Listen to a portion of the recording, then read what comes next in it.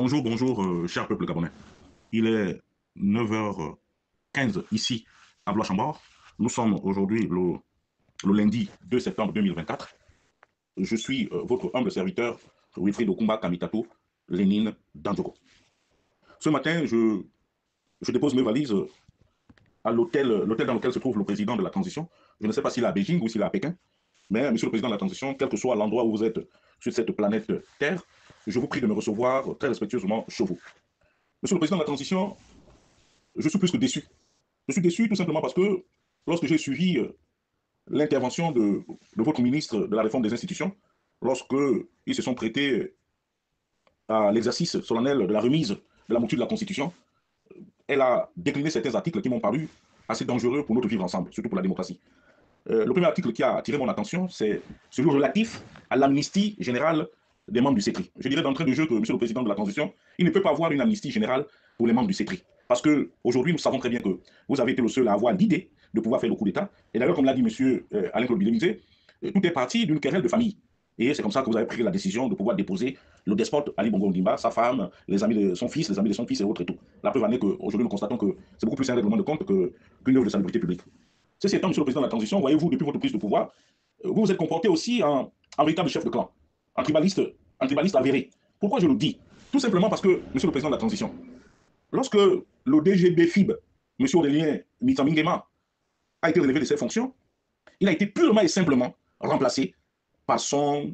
Vous avez divisé la direction, vous avez enlevé votre frère consanguin qui était à l'UGB pour le ramener dans les méandres du budget. Ça, c'est ce qui n'est pas déjà bien pour une république où il y a une république multilinguistique.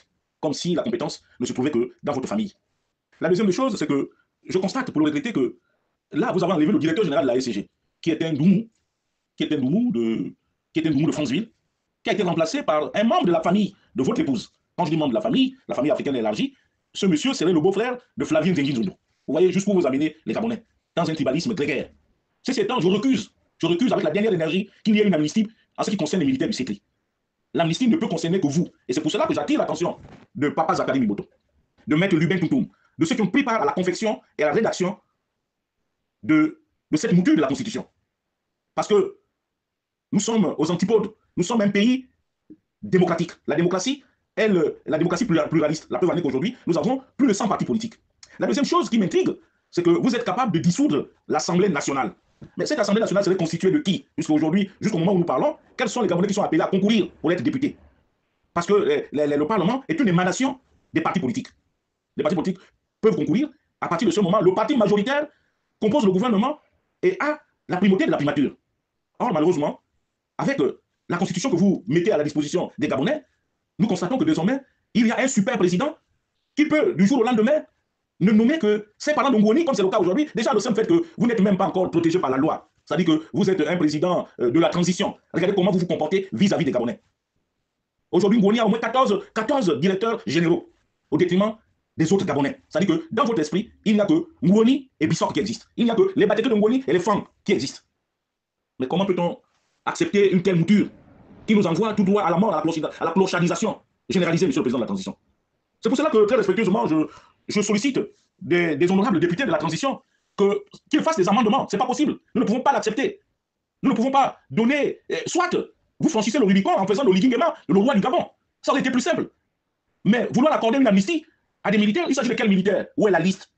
Où est la liste des militaires qui doivent bénéficier de l'amnistie? Si ce sont vos amis du CETRI, quels sont ces moyens que l'État gabonais devrait encore consentir pour ces gens-là lorsque nous savons que vous avez remis à chacun le chef de corps pas moins d'1 milliard de francs CFA pour se mouvoir?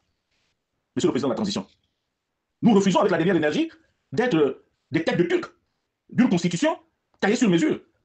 C'est pour cela qu'il revient au peuple souverain que nous sommes de rejeter en bloc cette constitution parce qu'elle ne reflète pas notre vivre ensemble.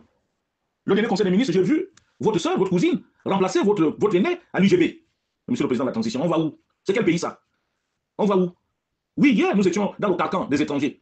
Mais nous ne sommes pas descendus aussi bas, monsieur le président de la transition. À mes yeux, vous n'êtes pas juste envers les Gabonais. Et en plus de ça, vous demandez une amnistie. Aujourd'hui, nous constatons que les militaires posent beaucoup d'actes. Ils tuent, ils pillent, ils volent. Donc tout ça là doit passer comme une lettre à la poste. Nous n'avons pas le droit de les poursuivre parce qu'ils auront bénéficié d'une amnistie. Ça, nous refusons. Rien que par rapport à cette disposition, nous rejetterons ce texte. Parce qu'il ne retient pas, il ne cadre pas plutôt avec nos aspirations. Les aspirations du peuple gabonais. Nous refusons. Et nous recusons ce texte. Nous recusons aussi les auteurs de cette félonie à ciel ouvert, que sont Zachary Miboto, Maître Lubin, tous ceux qui ont participé à la rédaction de ce que je peux qualifier aujourd'hui de torchon, parce que c'est de la pure méchanceté. C'est de la pure méchanceté.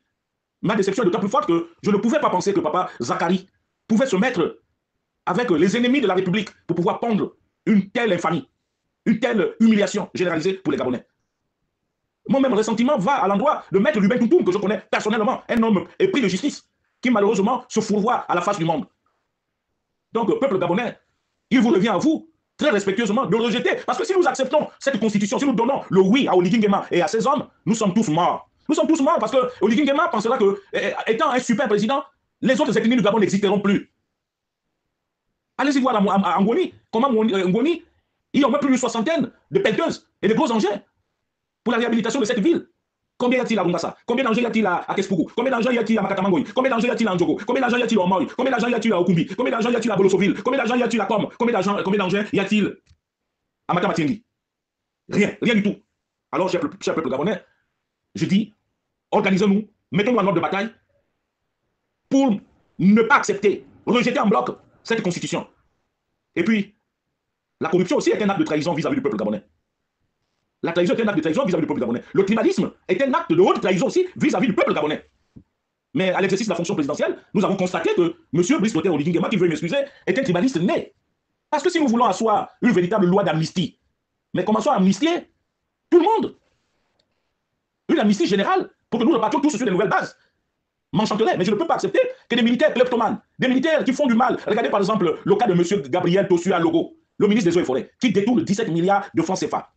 Nous devons accorder à ce monsieur une amnistie, parce qu'il aurait été mêlé à un coup d'État, dont il n'a même pas participé en réalité dans la conception et la construction de ce coup d'État.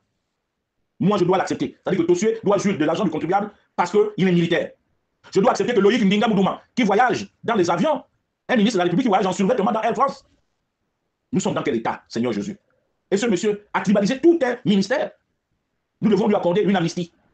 Non, monsieur Brice Clotaire Oligui Nguema. Et puis en plus de ça, lorsqu'on parle d'amnistie, quels sont les militaires qui vont être amnistiés? Parce que dans votre affaire-là, on suppose que les hommes de troupe aussi ont pris part. Or, jusque-là, il n'y a que la haute hiérarchie militaire qui jouit, qui bénéficie de vos largesses. Le militaire lambda, l'homme de troupe, est aujourd'hui l'homme de lui-même, est réduit à la mendicité. Et ce que vous trouvez, c'est que nous devons leur accorder le bénéfice du doute, une amnistie qui ne profitera même pas aux Gabonais lambda, même pas aux hommes de troupe. Monsieur le Président de la Transition. C'est dégueulasse. C'est dégueulasse et c'est grave. Je voudrais aussi revenir sur quelque chose qui semble se propager au sein de l'opinion. C'est de la nationalité de ma mère, Monsieur le Président de la Transition. Vous savez, par respect à votre rang et à votre qualité, au-delà de votre jeune âge par rapport au mien, lorsqu'on est devant un chef, on ne contredit jamais un chef en public. Lorsque vous m'avez reçu et que vous avez dit, puisque j'ai retrouvé ça dans un post écrit par Madame Tata Huguette, qui est ma nièce, je sais que selon ce qu'elle aurait dit à certains parents, c'est que son compte a été piraté, où on dit que ma mère est congolaise, Monsieur le Président de la Transition. Je mets quiconque au défi de m'apporter l'acte de naissance ou de me montrer le parent de ma mère qui est congolais. Non, Monsieur le Président. Ma mère se nomme Ambunda. Son prénom, ses deux prénoms, Marie-Simone. Elle est née le 1er janvier 1956 à Ndjogo. Elle est la fille de Yangari Daniel et de Nchono Jeannette. Ma grand-mère qui est morte il y a 4 mois. Et tout Franceville est là. Ma mère a grandi à Franceville. Ma mère a appris au collège moderne des filles de Franceville. Que les uns et les autres me montrent où ma mère est congolaise, Monsieur le Président de la Transition. Mes deux parents sont des Gabonais. Donc, ce jour-là, en audience, si j'ai accepté, c'est tout simplement parce que je me suis dit que vous avez une nouvelle fois été entendu à l'erreur, mais il ne revenait pas à moi de vous contrarier devant les membres de votre cabinet et autres et tout. J'attendais le moment opportun pour vous apporter la naissance de ma mère, pour vous dire que voilà, ma mère n'a jamais été une Congolaise, retirez ça, ça peut arriver que l'on puisse vous tromper. Mais j'ai comme l'impression que ça semble prendre de l'ampleur. Ma maman est à Libreville, elle habite chez moi à Angomdié, allez-y interroger ma mère. Il y a des gens qui ont appris avec ma mère, il y a des gens qui connaissent ma mère, ils vont vous dire que ce n'est qu'un pur mensonge, Monsieur le Président de la Transition.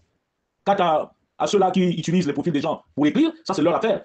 Pour revenir à la situation de la femme de feu le président Léon Ba, je dis, Monsieur le Président, l'acte de mariage en ma possession est un faux. Le Congrès gabonais sait que le président Léon Ba est né en 1902, le 2 février 1902, pardon. Mais dans l'acte de naissance présenté par Mme Moré Catherine, le président Léon Ba serait né une deuxième fois en 1909. Plus grave, dans le livret de mariage en possession de Mme Moré, il n'y a pas de témoins. Or, la consécration d'un mariage ne peut se faire sans la présence des témoins, des 4 témoins. C'est-à-dire que 2 pour l'époux et 2 pour l'épouse. Sauf si, en 1963, les mariages se faisaient comme ça. Donc, aujourd'hui, ce n'est pas une envie de nuire de ma part, mais je refuse que l'histoire du Gabon soit trafiquée. Et puis n'oubliez pas que nous qui venons du Haut-Ogooué, mais présentez les actes de naissance de vos parents. Parce que nous qui sommes du Haut-Ogooué, nous connaissons l'histoire. Il y en a qui sont nés pendant la période de l'AF en territoire congolais. Il y en a qui sont nés en période de l'AF en territoire gabonais. Voici la réalité. Et puis, dans votre constitution, à problème, vous mettez en difficulté le métissage. C'est-à-dire que la République gabonaise se transforme désormais en une agence matrimoniale. C'est extrêmement grave. Mais l'amour, c'est un choix. Coucher avec quelqu'un ou avoir une relation avec quelqu'un, c'est un désir, monsieur le président de la transition. Voilà les jeunes gabonais qui arrivent ici en France, qui, déjà pour se faire régulariser, sont souvent obligés d'emprunter le chemin incertain pour pouvoir avoir, ou se marier, ou avoir un enfant avec un Français, ou avec un Européen. Donc, deux fois, ce sont les vicissitudes de la vie qui amènent les gens à avoir souvent des postures. Alors voilà, nous, depuis la nuit des temps, les Miennais qui nous ont reçus à Libreville, sur la côte de Libreville, ils sont pour la plupart des métis. Voilà une partie des Gabonais que l'on va interdire d'aspirer à la magistrature suprême. Parce que M. Oligui ne veut pas d'adversaire. Mais de qui avez-vous peur, réellement, M. le Président? Puisque vous avez le vent en poupe. Vous avez bien commencé, vous êtes en train de vous fourvoyer vous-même, Excellence, M. le Président de la Transition. Et puis au dernier Conseil des ministres, vous nous servez l'humiliation extrême. C'est-à-dire que 2 femmes de Wellington sont promues des conseillers spéciaux du Président de la République. Et par ricochet, ce sont des épouses de 2 anciens premiers ministres. Mais à partir de ce moment, M. le Président, où est l'équité entre Gabonais? J'espère que vous aurez la possibilité de me répondre à juste titre. J'ai encore vu que certains de vos ministres ont emprunté le chemin du tribalisme, le chemin de l'égoïsme, en nommant leurs propres parents. Prenons le cas de Ulrich Manfumbi, et vous me demandez à moi d'accorder une amnistie à Ulrich Manfumbi avec les actes qu'il pose. Vous me demandez à moi d'accorder une amnistie à Ngoma, qui est de père et de mère congolais, le général Ngoma, qui n'a rien à voir avec le Gabon, vous n'en parlez pas, et vous voulez qu'on lui donne une amnistie parce qu'il est membre du CETRI. Pendant que chez lui, il y a une bombance de véhicules, c'est pratiquement un concessionnaire. Nous constatons que les maisons de Sylvia Bongo, même si aujourd'hui elle est en prison, nous ne sommes pas encore passés en procès, toutes ces maisons sont éventrées, toutes ces maisons sont prises par les membres du CETRI. Ça, il va falloir que nous fassions une amnistie. Alors que ces maisons doivent être saisies, remises à la disposition de l'agence judiciaire de l'État, et à partir de ce moment, les Gabonais vont décider de ce qu'il y a lieu de faire.